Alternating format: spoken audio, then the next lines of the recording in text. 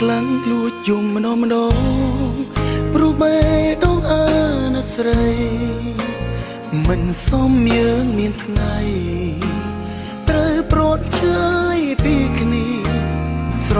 លាញ់នឹកគ្នាណាំងចង់លឺសំឡេងគ្រប់គ្រាតែបែរជាត្រូវព្រាត់គ្នាទាំងចិត្តបងស្មានមិនដល់ពេលបងចាប់ដើមស្នេហ៍អូនជាពេលដែលគេបែកបងអរគុណវេលាកន្លងនាំអូនអើយរូបបងស្គាល់ពេលនេះគេត្រឡប់អារម្មណ៍បងនឹកលែងយល់អាណិតគេលែងគិតដល់ពីចិត្តអូនកំពុងស្នេហ៍សំទងដែលអើយអូនយំក្រៀមក្រំក្នុងជីវិតពេលនេះត្រូវសម្រាប់ចិត្ត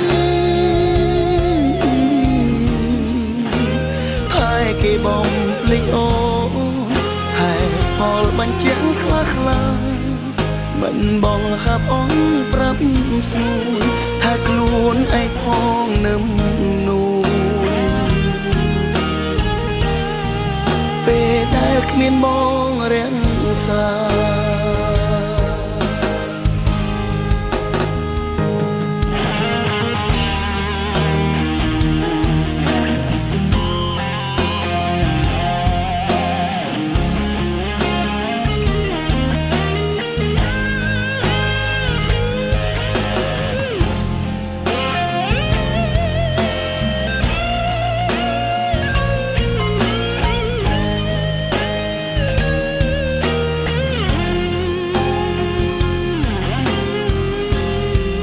បើសិនថ្ងៃមុខទេវតា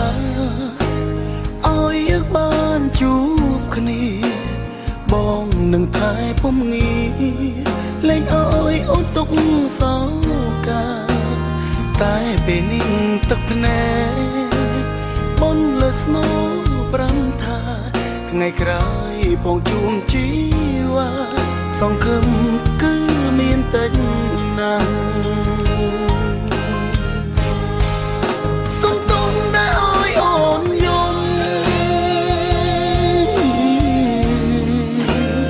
ក្រៀមក្រំក្នុងជីវិតពេលនេះត្រូវសម្រាប់ចិត្តតែគេបំភ្លេចអូហើយផលបញ្ជាក់ខ្លាំងមិនបងហាប់អងប្រាប់ស្រួយតែខ្លួនឯងផងនឹមពេលដែលគ្មានបងរាំង